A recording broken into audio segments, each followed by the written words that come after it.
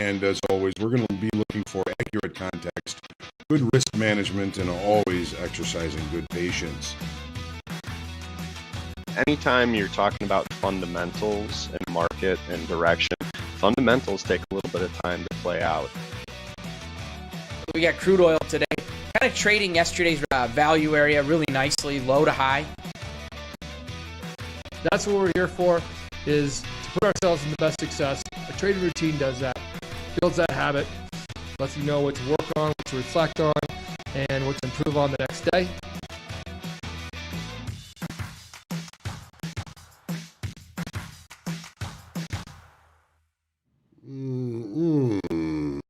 Good afternoon, and welcome to the market recap. Still Monday, February the 14th. I'm John. Thanks for trusting me with your time. Hopefully I'm finding everybody in one piece. Definitely an interesting and challenging trading day for everybody. Most of the news today really centered around, of course, Russia-Ukraine tensions. There was a tweet that went out that was apparently from the president of Ukraine saying prepare for an invasion on Wednesday. And then there was another tweet that came out that said he was kidding, something like that. Not very funny, but still enough to move these markets around. And we certainly saw our equities get whipped around, about a 60-point change in direction in the S&Ps, coming back to close, relatively close to the center of the range today. The Dow closing, 170 points lower, as the NASDAQ actually maybe closed higher. We'll look at that. S&Ps closed lower, but a lot of the news, again, all about the Russia-Ukraine tensions and the Fed's next moves. One of the famous economists saying that the Fed rarely gets tightening right, so there's a good reason for the markets to be jumpy. And as far as the crude oil is concerned, buyers have closed price above that weekly kickoff high, only to see a pullback directly after that close, that 130 close. E-mini S&Ps in the NASDAQ, Russia-Ukraine rhetoric keeps price wrestling with weekly kickoff low. I believe both of them are going to be closing the market, settling at least above weekly kickoff low. I know that the S&Ps have. We'll see the NASDAQ here shortly. Gold, pretty good volume. Remember, volume is the driver of price. Keeps price on the upside, pressure on shorts, and we'll have to see what kind of open interest we brought in today in the forecast tomorrow morning. The euro rejection at the gap close this morning keeps value kind of deeper into that previous area of balance that we were in for a month. We're back in there now. We're going to have to see how long that hangs out for us. The 10-year balance brings balance. We talked about that this morning. We were opening inside range and value from Friday's range, which was inside the previous day's range. Today's regular trading hour range basically spanned the entire value area of Friday's session. So the market really just kind of waiting for new information as far as interest rates are concerned, the 10 years. And the nat gas, lack of a gap fill to the downside creates another island low. I've never seen a market that has been so prone to islands as the natural gas. It's something, I don't see that often in our equities and in crude oil, but we've seen island tops and island bottoms in nat gas, and we're in a kind of a recent low here, and with this potential unrest in Russia and Ukraine, maybe a little upside pressure to our nat gas now that a lot of folks have been expecting. Hasn't happened. We're going to have to see. As always, good morning, or I should say good afternoon, everyone. Spencer, good to see you. Scott, gloomy and rainy here today. Norman, good morning. Good afternoon, I should say.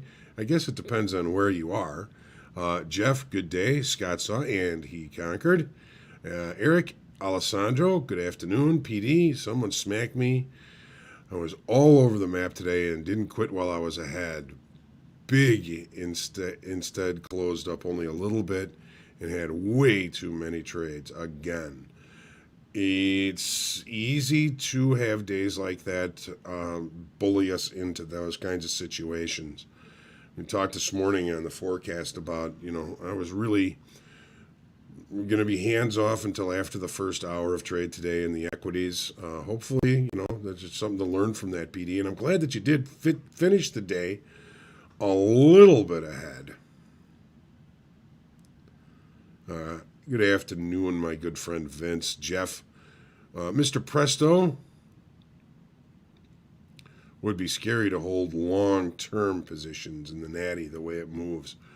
Well, you're not kidding, Spencer. That's a relatively new market to me. I haven't really traded too much in it. But it is a fascinating market. Oh, Vince. And on Valentine's Day. We don't want you to have a broken heart, Vince.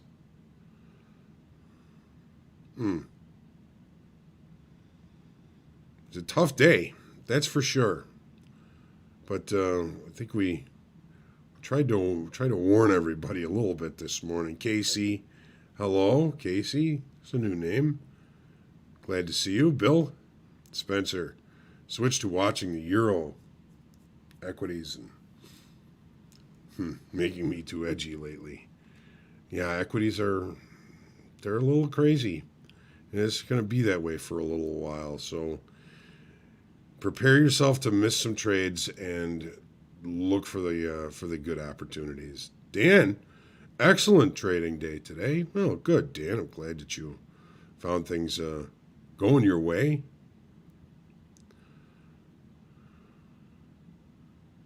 A lot of opportunities around the 1 and around the 2 standard deviation. Yeah, market was tough. Dan seems to have had the strategy set for today. I'm glad that you were successful, Dan. Kirill, good afternoon. All right. Well, we go ahead and take a look at the charts here, see what we thought about this morning and see how things turned out for us. And it's only Monday. There's a lot of week left and a lot of, we know there's a lot of economic numbers due out. And, of course, we'll be expecting oodles of potential headline risks throughout the week, unfortunately. I think that makes things a little bit more difficult, but we'll have to see how things play out. Let's take a look.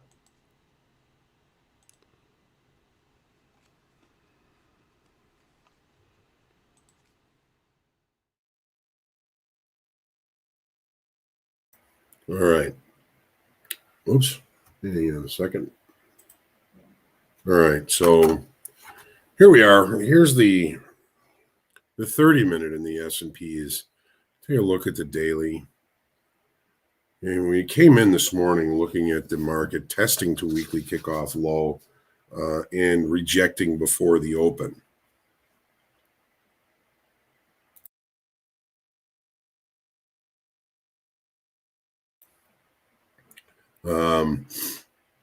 We had a boost in open interest of 33,000 estimated on the way down on Friday. We're gonna have to see what happens today. Of course, we don't see open interest until tomorrow morning, but we did have some pretty good play with the weekly kickoff low as those tweets kind of knocked us around today. We knew investors were going to be nervous. We knew this was going to be a market that was going to be a hair trigger. And let's see how things played out. Okay. Opening in range and in value. I wasn't looking for a lot this morning because of so many uncertainties and unknowns out there. I think this market is waiting for something to happen, either good or bad, before it definitely picks a direction. We talked about potential repair above if we were able to get above our highs. We didn't quite get there. We were looking for, continuation down below if we found acceptance below weekly kickoff. We didn't get there either. The market really was somewhat range bound. The initial balance extended on both sides tends to make the market more susceptible to range bound activity. Just about 1 o'clock, the tweet came out that the president of Ukraine was expecting an invasion on Wednesday. Basically, a few minutes later, somebody came out and said, no, you took him literally. He didn't mean that. And it's kind of a unusual thing to be sarcastic about, but that's what brought the price back up to basically the center of the range. What are we doing tomorrow? Unless we get some new information, unless there's a economic release that does something for us or to us. PPI final demand is tomorrow, an Empire State Manufacturing Index. Other than that, we may find ourselves dealing with more of the same tomorrow. Let's take a look back to the crude oil. It's rollover week. We know that. We had a loss of 19,000 on this move up on Friday, but a lot of that could have been short covering. Some of that can be rollover related. We know we're going to be switching to April at some point this week. The market really kind of continuing to move to the upside on decent volume for the front month here. That's pretty good volume.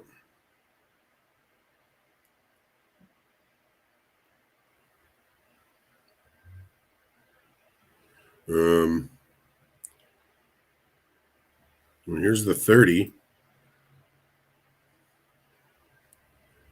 Okay, we had the market continuing the push to the upside. See if there's any of new open interest that comes in. But again, this is going to be blurry because it's rollover. We are going to see a settlement probably up around 495.50 approximately. And then the market, of course, came back and kind of wrestled around with weekly kickoff low. So a lot of this is going to be really difficult to read as far as volume and open interest is concerned because of rollover. But we're going to see what we see tomorrow morning. NASDAQ. The NASDAQ was early in the session. I mean, this one of the things that kind of said that this was going to be a difficult day was we had the NASDAQ showing different information, different nuance than the S&Ps and the Dow. NASDAQ was actually presenting as stronger this morning, where the S&Ps and the Dow were acting weaker. Here's the daily. Where are we? We're right on weekly kickoff. Take a look at the 30-minute here.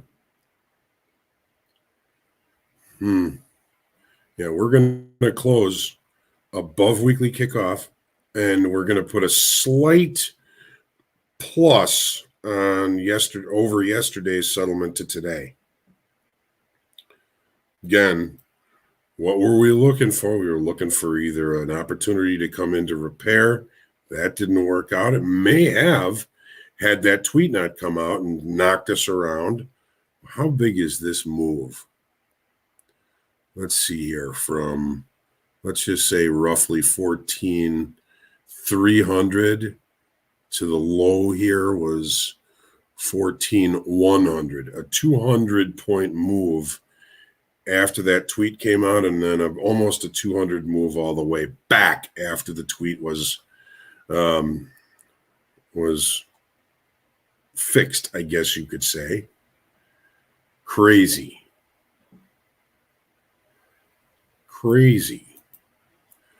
Gold was really one of the more solid opportunities that I saw this morning, knowing that we had a bunch of open interest come into this on good volume again today. We'll see what happens with the open interest. I'm really expecting an opportunity for us to get to this weekly kickoff low, which is largely a visible level, this swing high off the 16th of October of last year, 1882.50, 82 is weekly kickoff high. May have to see what happens again tomorrow. This was a pretty decent opportunity. I believe the opening range was left at the low of the session. We got a nice opportunity up towards that. Got a pullback and then kind of a close, probably going to be right around 1870. Take a look at the final three here: the euro, the 10-year, and natty gas. So the euro, we were looking at open interest losses, 4,900 on Friday, basically bringing us right back into this area of previous balance. Last time we got there, we got stuck for a few days. Don't know if we're getting stuck today or this time, but we're going to have to see. There was the potential for a value area special situation play on the 30-minute chart. Let's take a look. The market opens. We close the gap just to about to the tick. No acceptance of value, no acceptance of range, value area special situation play out of the question as the market continues to push lower. We actually took care of 1, 2 naked points of control from the past.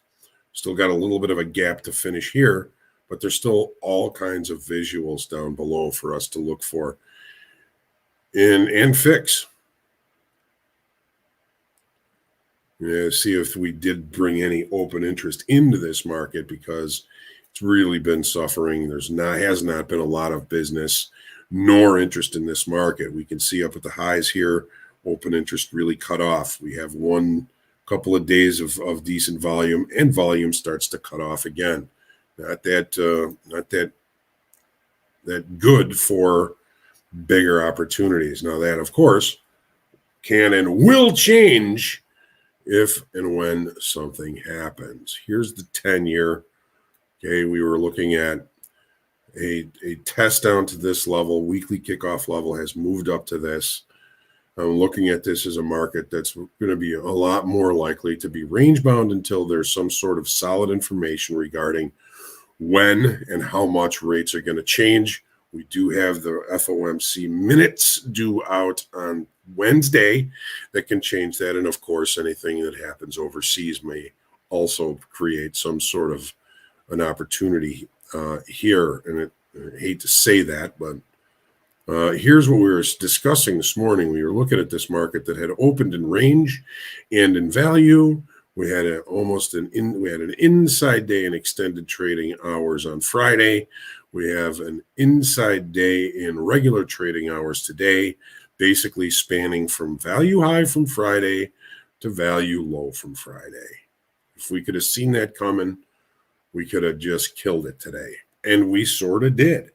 We said, you know what, this may be one of those opportunities where we remain in range and we look to the extremes for our opportunities.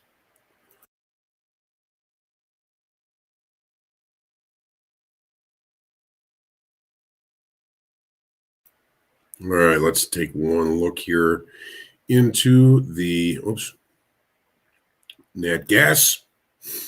Fascinating market. Here's our daily.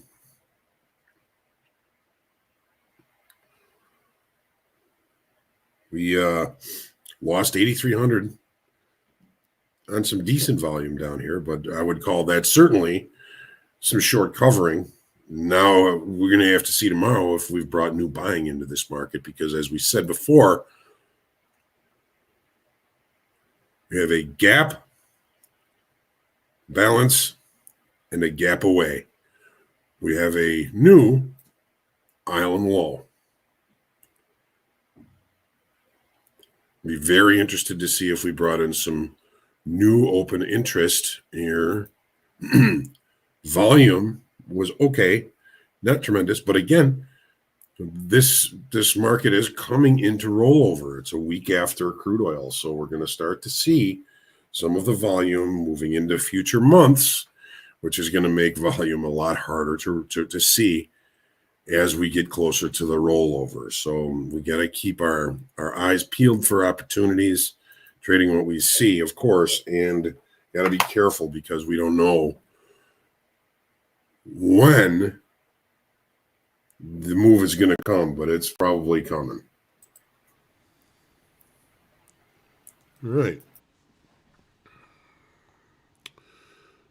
All right. So, Mr. Presto, our initial balance considerations for the CL same time as the equities, half an hour early, like it's open? Yes. Initial balance considerations. Initial balance is the first hour of trade for any product, and the fact that crude oil opens regular trading hours at 8 o'clock. So by 9 o'clock, your initial balance is in. Yes, sir, Devante. Unpredictable headline risk, but keep position size small and make sure you're wearing a stop. Always protect yourself. Always wear a stop. I am a funded trader because, my pleasure, Dante. Congratulations. I'm very happy for you. Very happy for you. Dan, yep, Vince, tomorrow's another day. Norman, can you go over the importance of staying at the 30-minute chart and above? I need some repetition. Thanks. Well, a lot of it depends on your time frame, Norman. You know, I'm a believer in the market profile, and the market profile, as I learned it, is based on 30-minute periods of time. So when I look at the profiles, if I split them out, I basically am looking at a 30-minute chart, but because everything is pushed over to the left, it provides different information. And there are many reasons. Another one of which is when I start to look at shorter time frame charts, and I think we all have this opportunity, the ability to see a lot more trades, but not necessarily the ones that I'm looking for. There's a lot of trickery. There's a lot of lures. When I start to get to a 5-minute or a 1-minute chart, it gives me heart palpitations. A 15-minute chart I can handle, but because of the profiles based in 30-minute periods, the 30-minute chart makes the most sense for me.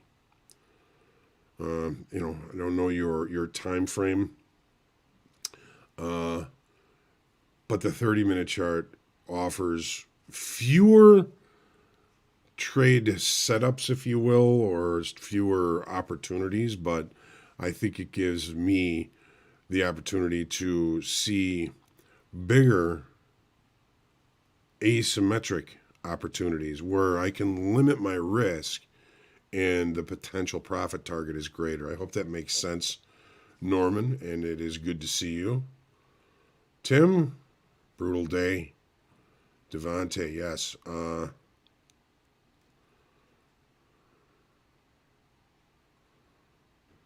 Dan talking about some of the range of the NASDAQ today. Almost a perfectly balanced day. Yes, it was. If you hypothesized and traded to that, I'm sure you had a fine day.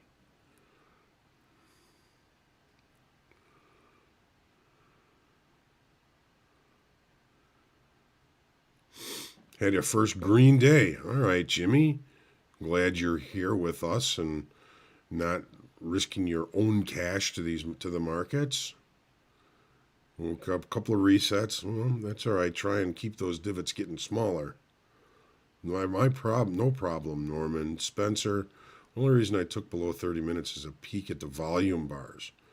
Are they increasing or decreasing? I assume that there are any chart patterns you see on a 1 or a 5-minute chart are just aberrations. Yeah, sometimes they are lures. There's a lot of trickery and a lot of flashy things happen on those shorter time frame charts, and I get lured in like everybody, right? What happened on this day in history? This is something I did not know. On February 14th, around the year 270 AD, Valentine, a holy priest in Rome, was executed. Apparently, under Claudius the Cruel, nobody was allowed to be married in Rome, but Saint Valentine continued to perform marriages in secret. But when he was discovered, he was executed on February 14th, on or about the year 270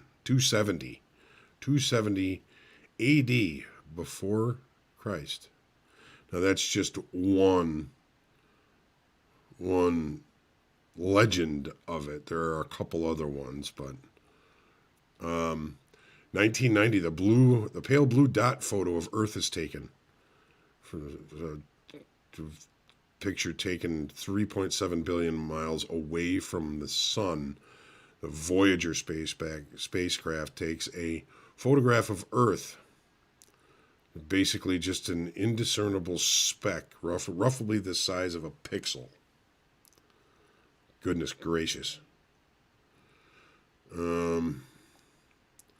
Keeping it positive, 1886, the first trainload of oranges leaves Los Angeles. 1929, right across the street from one of my favorite restaurants, Chicago Pizza and Oven Grinder, the St. Valentine's Day Massacre, right on Clark Street, right across the street from that restaurant. Some Chicago gangs got their Jew. And this day in music, well, all that interesting. Gregory Hines, sure we know who Gregory Hines is. Today's his birthday, born in 1946. Rob Thomas of Matchbox 20 fame, born in 1972. In 1986, Frank Zappa appeared on the episode of the television series Miami Vice. Zappa portrayed a crime boss called Mr. Frankie.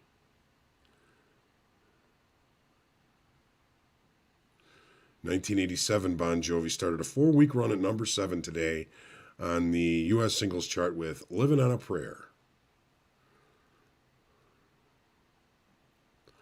1999, Lenny Kravitz scored his first UK number 1 single with Fly Away. It hit number 1 in the U.S. and has since been used on TV ads for cars. Yeah, that's going to be about enough of that. Yes, R.I.P. St. Valentine, right? Thanks, Kyle, and I hope everything is well for you. Yeah, it sounds like the market a bunch of gangsters entered. Yeah, this is one of those days, huh? All right. Well, that's going to be it for the forecast. We'll see you tomorrow morning for the recap. We'll see you tomorrow morning for the forecast. We have the coach's playbook tomorrow as well, and I'm looking forward to seeing what tomorrow offers us. We'll see if we can't find some good context for us and some good ideas tomorrow morning on the forecast. Get some rest. Be good to yourselves. Be good to others. Say a prayer for world peace, and we'll see you tomorrow morning. Have a great day.